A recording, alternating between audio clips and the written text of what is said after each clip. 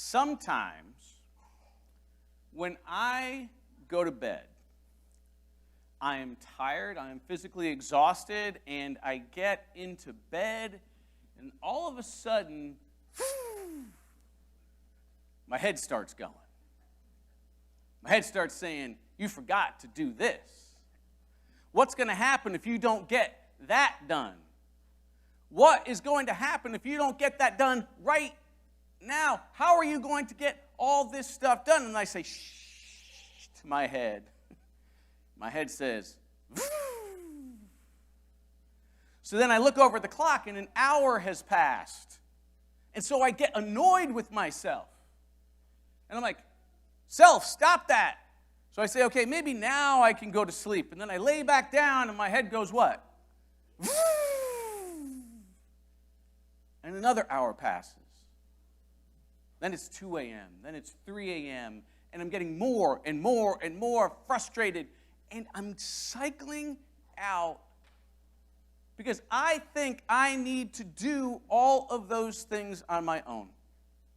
That I need to do, that I need to build, that I need to create, that I need to do this stuff, and that it is up to me to make sure it happens. And if I don't, then things will all fall apart on the ground, and everybody will look at me, and I will be a disaster, and my home will be a disaster, and everything that I work for will be a disaster. And so I then try to sleep again, and I'm alone in that, right? I can see people nodding along, people imitating the voice, saying, yeah, I know that, right? That happens to so many people. And one of the sources of that is this idea that you and I can control things.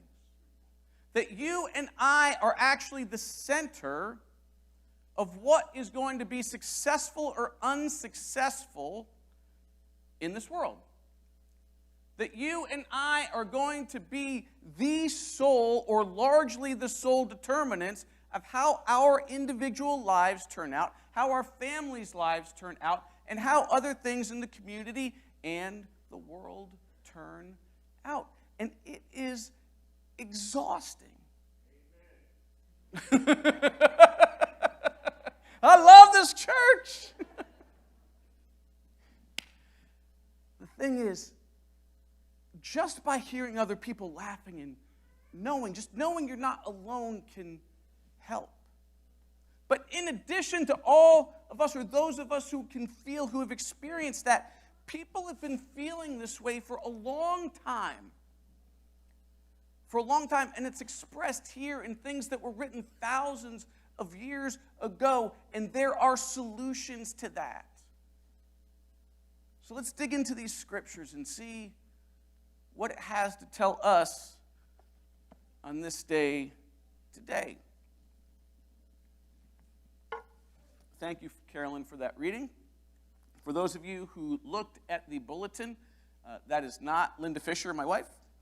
Linda wasn't feeling well, and so Carolyn graciously stood up. But unless God builds the house, those who build it labor in vain. And unless the Lord guards the city, the guard keeps watch in vain. It is in vain that you rise up early and go to rest late, eating the bread of anxious toil, for he gives sleep to those who follow his ways. When someone is trying to build something and they don't have God as the one building it, they don't have God at the center of the thinking of what is going on. And this thing can be anything. It can be your personal life. It can be your family's life. It can be the building of an institution, your business, your department, your organization, something that you're working on, a nonprofit. It can be the church. The building can be anything. If we're doing it without that at the center, we're kind of like this. We're taking these cards, and we're the kings and queens, and we are the royalty, and we are putting these houses of whatever they are, our hearts, our family, The other organization were like, yeah, we're going to get this done. And isn't that awesome? Look what I did. I rock. How awesome am I? But if God isn't in the middle of it, more often than not, what happens is that in a little while, and you never know how long that is, it could be a week, it could be a month, it could be a year, it could be 10 years, 15 years, 20 years later, also you're like, wait, what happened? I've been doing this, I've been doing it right. I pursued all the strength and the power that I needed, which is what the spade and cards represent. I pursued all the money and all the different things that I needed. That's what the diamonds represent. Wait, what happened? All of a sudden the cards are on the floor. Right. Oh.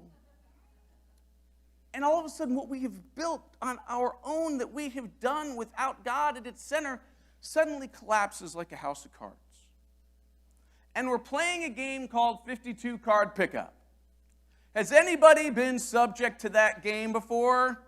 I have been a sucker for that game more than once, which is somewhat embarrassing once you've been suckered into that game before. For those of you who don't know what this is, someone comes up with a deck of cards, a traditional deck of cards with 52 cards. I'm not going to do this and shoot cards throughout the congregation. I thought about it, decided against it. Just for mercy for Michelle. She's doing a lot right now. You take the 52 cards, someone comes up and you say, would you like to play 52 card pickup? They're like, sure, and you just, and you toss the cards in the air. And they say, go ahead, pick them up off the ground. Fun game, right?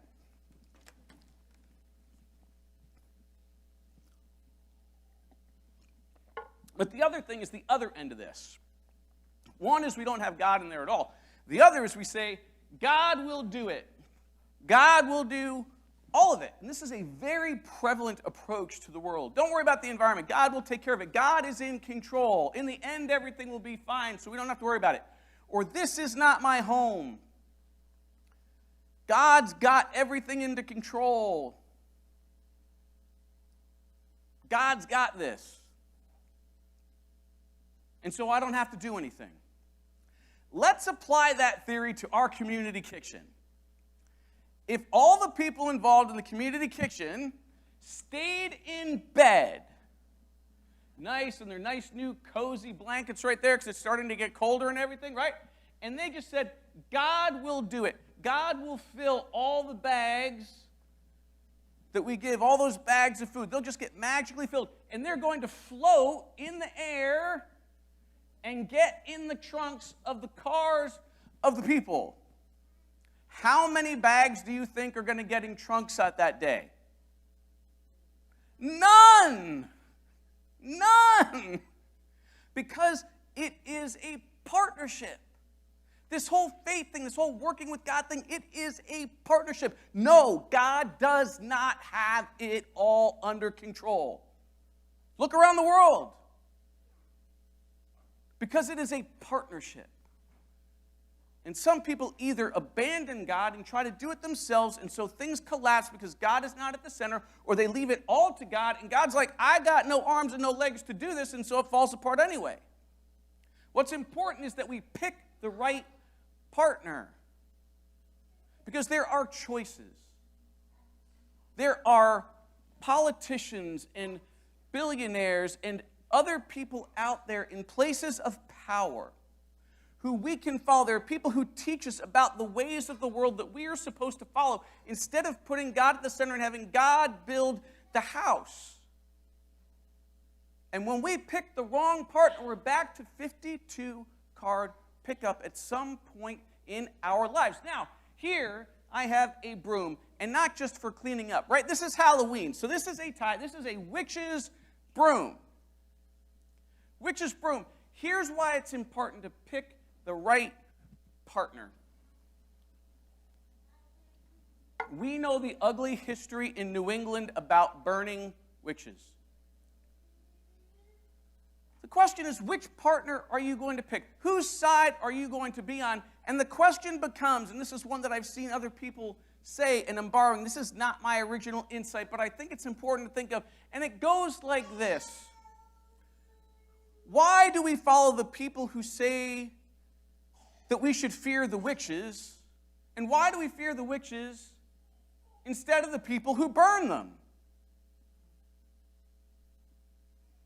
Why do we fear the witches instead of the people who burn them. That's the kind of thing that the wrong partner can do, to twist our view, to convince us that the evil they are doing is actually in the name of good. We have to pick our partners carefully. So, who are some of the partners and what are they about? Enter Psalm 146. Do not put your trust in princes.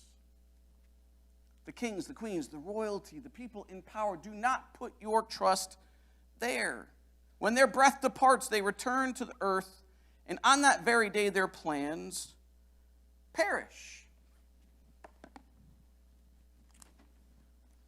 And then we have some sections that actually give us clear definitions of who this God is.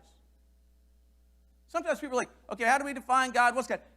God is defined in the next verses from 5 through 8. Maybe it doesn't encompass everything. Maybe it's not all 100% of it. But God is defined in these. And in verse 5 it says, happy are those whose help is the God of Jacob. Now, why the God of Jacob? Jacob was Abraham, Isaac, and Jacob. Jacob then wrestled with the angel, and Jacob was renamed Israel. Jacob, the God of Jacob, is the God of the people of Israel. So why did they need to distinguish this? Why did they need to talk about this? Because people back then, there were many, many gods. There was the Lord, their God, for the people of Israel. But there were also many gods in the different places that they were staying and that they were doing. So they had to define which God they were talking about to follow. So the God of Jacob. Who else? How else was he defined, or she was defined in 6? The one who made heaven and earth and the sea. So this God is a pretty big deal. Not one of these local gods that just has certain certain realms of power in a regional area, but the God that did it all. Oh, and all that's in them, created all the stuff that's in there, as if the heavens and the earth and the sea wasn't enough. And then we get to the good stuff. Because it says, this God is the God who executes justice. But that can get distorted in the wrong hands, in the prince's hands. The people who are being oppressed, the people who are going to have justice executed on them, is being done by the princes. But they don't mean justice as execution like we often do today. It's executing justice for the oppressed, the ones who are oppressing, and someone's supposed to come in and say, stop. It is an active thing, not just thinking about justice, executing justice. Gives food to the hungry, sets the prisoners free, opens the eyes of the blind. And they're not just talking about the physically blind and miracle workers and all that kind of stuff. They are talking about our eyes, who are looking to the princes for power, who are looking to the people in power for our guidance, who are looking to the world for guidance, who are not putting God at the center, and all of a sudden we're getting ready for things to collapse on us. A God of justice who gives to the hungry, who sets the prisoners not up to execution, but sets them free. The prisoners that were put there by the princes, the ones who are hungry because the princes didn't give them food, the people whose eyes need to be opened because the princes have sold them a bill of goods that is not good or healthy, and people who are going to lift up those who are broken and bowed down so that we can stand together. So that we can stand together.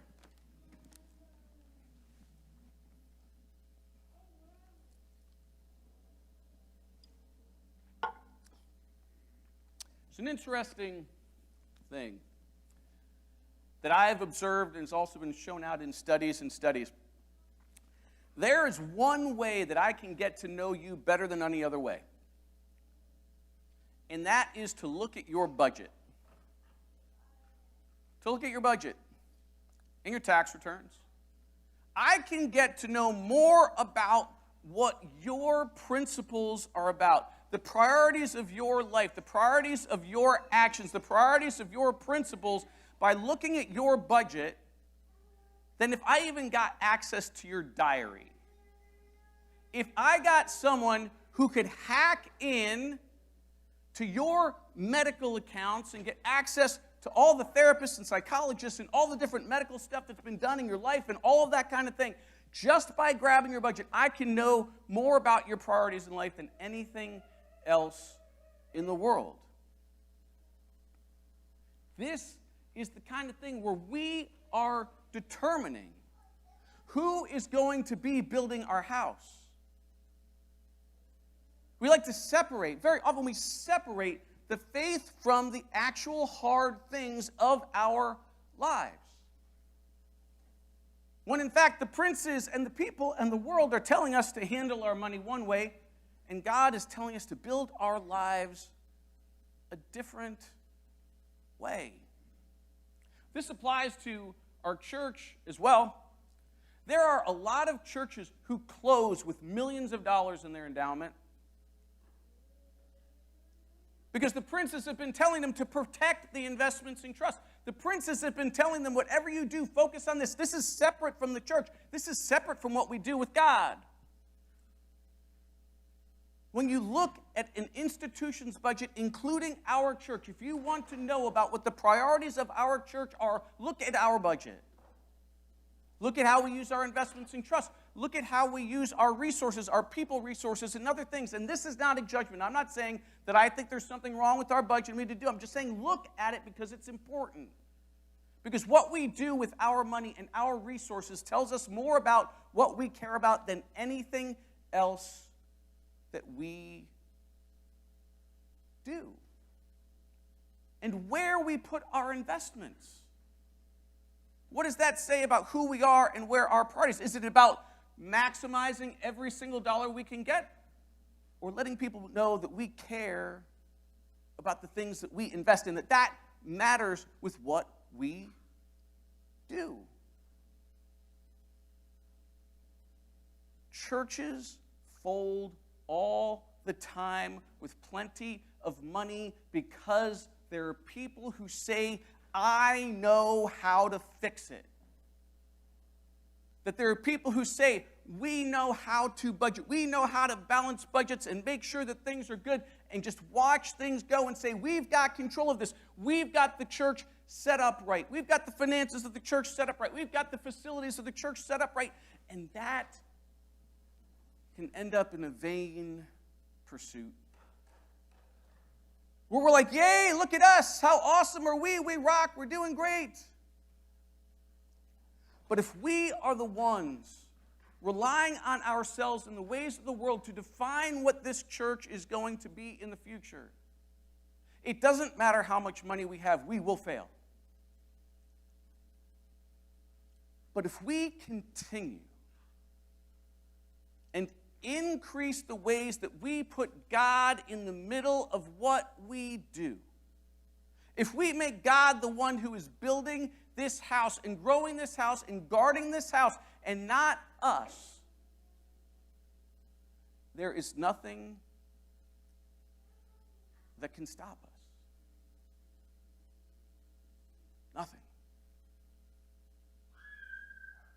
Amen.